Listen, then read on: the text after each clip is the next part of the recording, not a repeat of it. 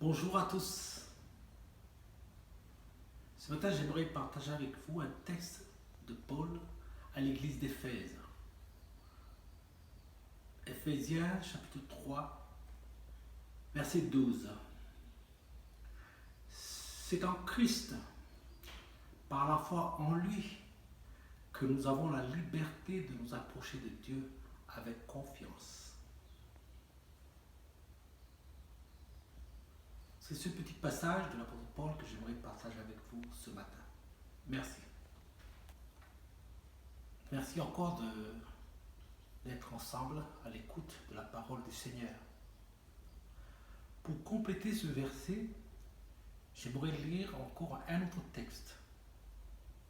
Dans l'Épître aux Hébreux, chapitre 4, verset 16. Approchons-nous donc avec assurance du trône de la grâce, afin d'obtenir miséricorde et de trouver grâce pour être secourus dans nos besoins. Et nous avons, au moyen du sang de Jésus, une libre accès, dans d'autres versions, une libre entrée dans le sanctuaire. Et ce matin, j'invite chacun de nous à saisir ces promesses, ces paroles par la foi. Ces paroles nous enseignent que s'approcher de Dieu est une invitation même de Dieu à se communiquer avec lui-même. Car cette communion a été perdue par ce que l'on appelle un mur. Ce que Paul dit, c'est le mur de la séparation. Un mur qui a été bâti depuis. Il a un nom, c'est le péché. Et l'apôtre Paul dit à l'église de Rome, dans le chapitre 3, verset 23, que tous ont péché et sont privés de la gloire de Dieu.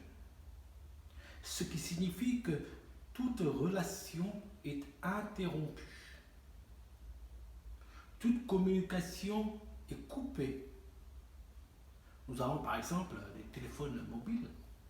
Dans certains endroits où nous allons, là où il n'y a pas de réseau, il n'y a pas de communication, il n'y a pas de connexion. Donc on ne peut pas appeler, ce n'est pas possible, parce qu'il n'y a pas de réseau. Cette image de téléphone nous rappelle aussi la relation que nous avons avec Dieu.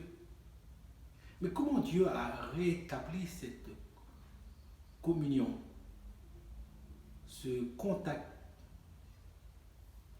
par une seule personne, Jésus lui-même? C'est pour cela l'Épître aux Hébreux nous dit: nous avons au moyen du sang de Jésus une libre entrée dans le sanctuaire. C'est par le nom de Jésus-Christ que nous pouvons nous approcher en toute liberté et en toute confiance dans la présence de notre Dieu. Et cela par le moyen de la foi. Donc cette porte est maintenant ouverte. Tu peux y entrer en toute liberté dans la prière. Notre foi nous permet de prier et de savoir aussi une chose, qu'il écoute nos prières. Daniel, un des passages de la Bible dans l'Ancien Testament, dit: ce n'est pas à cause de nos actes de justice que nous déposons devant Dieu tant de supplications. Devant Dieu, nos supplications. C'est à cause de sa grande miséricorde. Sa grande miséricorde, d'autres versions disent ses grandes compassions. Voilà les attributs de Dieu. C'est approcher de Dieu parce que nous savons qui il est. C'est un Dieu de compassion et d'amour. Voilà ces attributs de Dieu. Mais ces attributs de Dieu vont être complètement révélés, manifestés en chair, en personne. Et le seul juste, le parfait, Jésus-Christ. Il est vrai que nos œuvres et même nos actes de justice ne sont que le résultat de notre bonne foi en Dieu.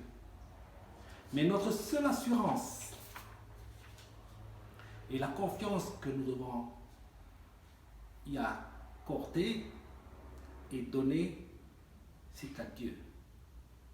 Alors, nous avons le libre accès auprès du Père. Dans ce libre accès, je peux dire ce matin, tout comme Jésus avec la rencontre avec la femme samaritaine, lorsqu'il lui dit que ce n'est pas sur ces montagnes-là, que ce soit pour les Juifs comme pour les Samaritains, que tel lieu, tel endroit ou telle heure est important ou d'autres lieux sont plus. Non, ce n'est plus ça. Il n'y a pas d'heure ou de lieu précis où nous devons prier, parler à Dieu. Dieu est omniprésent. Tout homme et toute femme qui invoque son nom, Dieu écoute nos prières. Car nous avons maintenant cet libre accès auprès du Père. Et c'est en toute liberté que nous devons nous trouver devant lui. Et c'est en Jésus-Christ, par la foi, que nous avons accès auprès du Père. Donc prions et soyons libres de prier. Ce n'est plus d'ordre religieux ou des rites religieux que nous devons venir à Dieu. Non, maintenant c'est une vie de prière, c'est une vie consacrée, basée sur la confiance et la dépendance de Dieu. Que Dieu nous bénisse. Amen.